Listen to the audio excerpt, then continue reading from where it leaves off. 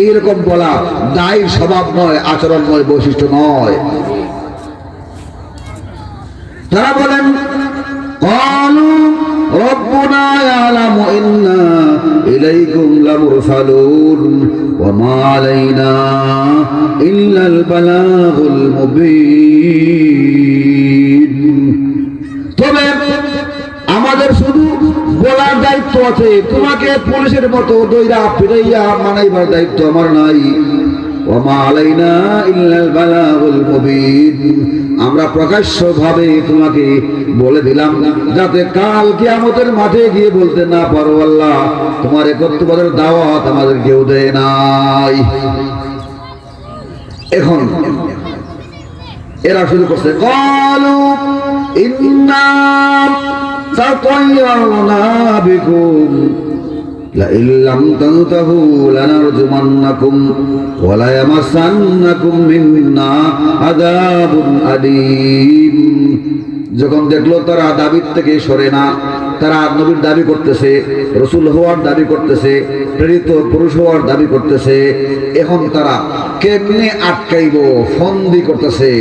বলে আহারে তোমরা তো অলক্ষণে কুলক্ষণে অলক্ষী, তোমরার কারণে আমরার দেশ এখন অভাব আইছে, দুর্ভিক্ষ আইছে, বৃষ্টি হয় না, ফসল হয় না। তোমরা যখন ছিলা না আমরা কত ভালো ছিলাম, আমাদের বৃষ্টি হইতো, ফসল হইতো। তোমরা এখন আসছো, এরপরে বৃষ্টি বন্ধ হয়েছে, আমাদের ফসল কমে গেছে। ক্বালু ইন্না তাতায়্যারনা বিকুম, আমরা তোমাদেরকে অলক্ষণে মনে করতেছি। লাইন লাম তানতাহু, যদি তোমরা নবীর দাবি ত্যাগ না করো, দাওয়াত দেওয়া বন্ধ না করো, লানারজুমান্নাকুম, তোমাদেরকে পাথর দিয়া আঘাত কইরা কইরা তোমাদেরকে হত্যা করে ফেলবো। ওয়া লা ইয়ামাসান্নাকুম মিন্না আযাবুন আলীম, শুধু পাথর নয়, যতভাবে তোমাদেরকে শাস্তি দেওয়া যায়, জেল দিয়া, জুলুম দিয়া, আয়না করে ঢুকাইয়া, তোমাদেরকে গুম কইরা, খুন কইরা, নদীতে পালাইয়া, যতভাবে তোমাদেরকে টর্চার করা যায়, ততভাবেই তোমাদেরকে নিবৃত্ত করার জন্য আমরা প্রশাসনের পক্ষ থেকে, সরকারের পক্ষ থেকে চেষ্টা চালাইমু। লানারজুমান্নাকুম ওয়া লা ইয়ামাসান্নাকুম মিন্না আযাবুন আলীম, শাস্তি দিব। ক্বালু তাইরুকুম মাকুম, নবীরা এই অভিযোগ শোনার পরে আমাদের যুগেও যে সকল উলামায়ে কেরাম আছেন তারা যখন নসিহত করেন তখন বলে এরা অলক্ষণী, এদের কথা মানলে 1400 বছর পিছিয়ে যাইব, পশ্চাৎপদ হয়ে যাইব, এরা অগ্রগতি বুঝে না, এরা উন্নতি বুঝে না, শুধু আগের যুগের কাহিনী বলে, আগের যুগে ফিরে যেতে বলে। এইরকম অভিযোগ করে কি করে না, সেকেলে যুগের মানুষ বলে ব্যাকডেটেড অভিযোগ দেয়। আমাদের কারণে তাদের উন্নতি হয় না, আলেমদের কারণে দেশ উন্নতির রোল মডেল হতে পারতেছে না, এইরকম অভিযোগ দেয় কি দেয় না? তারা বললেন হে গ্রামবাসী, আসলে আমাদের কারণে অলক্ষণে আর কুলক্ষণে অশুভ আসে নাই, বরং তোমরা যে আমাদেরকে প্রত্যাখ্যান করছো, আল্লাহর পাঠানো পয়গম্বরের কথা তোমরা মানছো না, অমান্য করছো, বেয়াদবি করছো, এই বেয়াদবির কারণেই তোমাদের উপরে গজব এসেছে। আলেমদের কথা না মানলে, উস্তাদদের কথা না মানলে, মুরব্বীর কথা না মানলে কি আসে? বিপদ আসে। হরকে শেখায়ত গুণদ উস্তাদেরা, গ্রেফতার বাসদ বলায় চারেরা, একে আগে ইলমস পরামর্শদ, দোম তঙ্গে রুজিব দুনিয়া সুদ, সোম আগে শখস বনিরদ জওয়া, চাহারম্বে ইমারদ আজ জাহা। কেউ যদি জাতির শিক্ষককে, আলেম সমাজকে, মুরব্বীকে অসম্মান করে, তার চারটা সমস্যা হয়, তার চারটা বিপদ হয়। এক নম্বরে তার বিদ্যা বুদ্ধি লোপ হইয়া যায়, আগের মতো আকল দিয়া কথা কইতে পারে না, মঞ্চে গিয়ে সুন্দর করে ভাষণ দিতে পারে না, মাথায় কাজ করে না, ফাগলামি করে। দেখতেননি এক সময় এমপিরা মন্ত্রীরা মঞ্চে উঠতো আর কথা কইতো, নিজের কথায় নিজে ধরা খাইতো, কইতো ঘুষ খাবেন তবে সীমিত মাত্রায়, সহনীয় মাত্রায় খাবেন। আচ্ছা বলেন তো, মাথার তার ঠিক থাকলে এই কথা বলার কথা নেই কেন? আলেমদের কথা অমান্য করা শুরু করছে, তো ইলম কালাম জ্ঞান বুদ্ধি লোপ পাওয়া শুরু হয়েছে।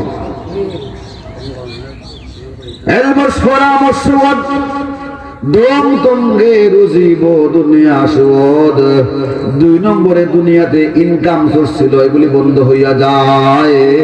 আলেমদের কথা, শিক্ষকদের কথা, মুরব্বীর কথা অমান্য করলে রুজির পথ বন্ধ হইয়া যায়।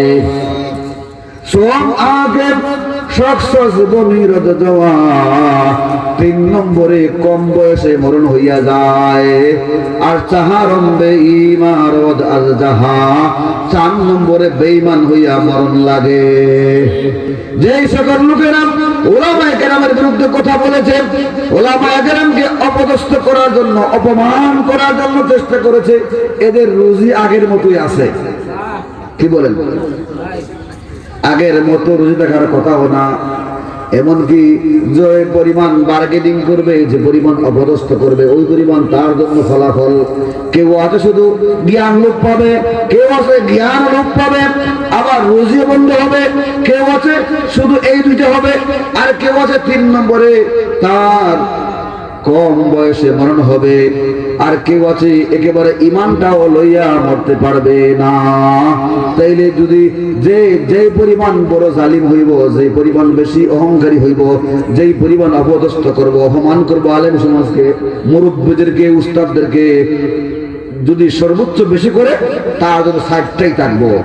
আর হে করছে 4 ভাগের 1 ভাগ, তো একটা অর্ধেক করছে তো 2টা, আর 4 ভাগের 3 ভাগ করছে তো 3টা, আর শতভাগ বিরুদ্ধে ধারণ করছে, তার জন্য 4টি থাকবো।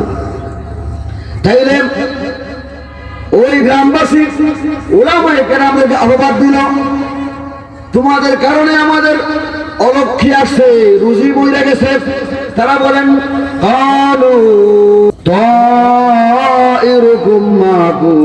আমরা আইসা অলক্ষী লাগাইছি না, বরং তোমরাই তোমাদের জন্য অলক্ষীর কাজ করছো, আমাদের কথা প্রত্যাখ্যান করছো, সাথে সাথে অলক্ষী লেগে গেছে। আমাদের কথা মানছো না, যে এই না মানার কারণে। সুতরাং অলক্ষী আমাদের পক্ষ থেকে নয়, অলক্ষী তোমাদের পক্ষ থেকে আসছে।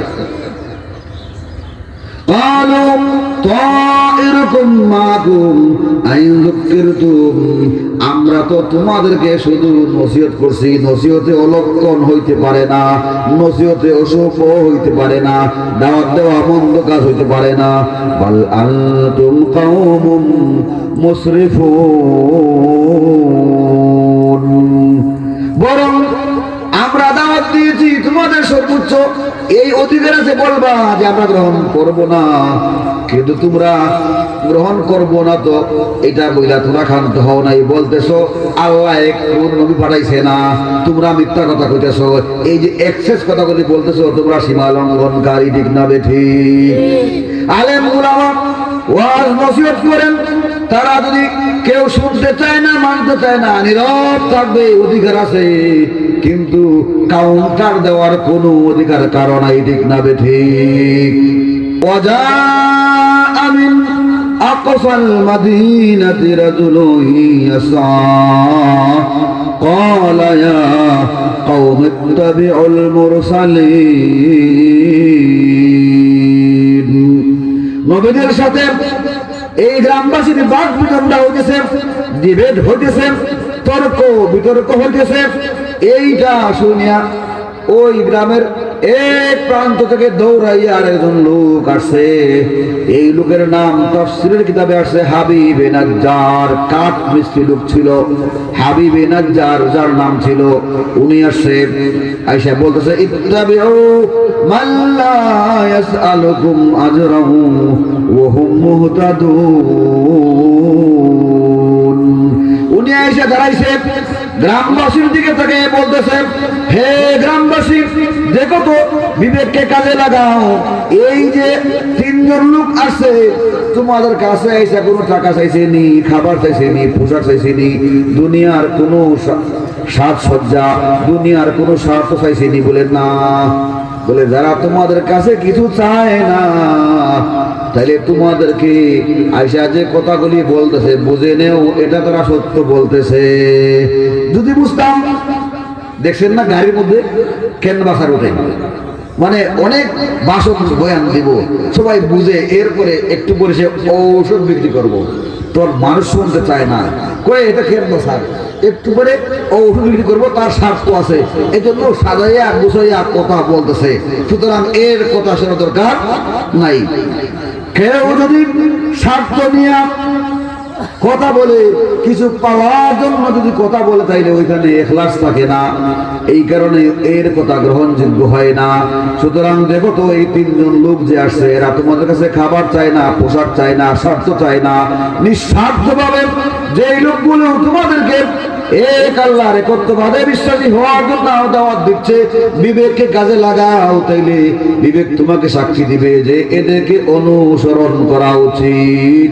এই জন্য আমি তোমাদেরকে বলছি, আমি মুরব্বিয়ানা করছি, তাবিউ মান লা ইয়াসআলুকুম আজরাও ওয়া হুম মুহতাদুন।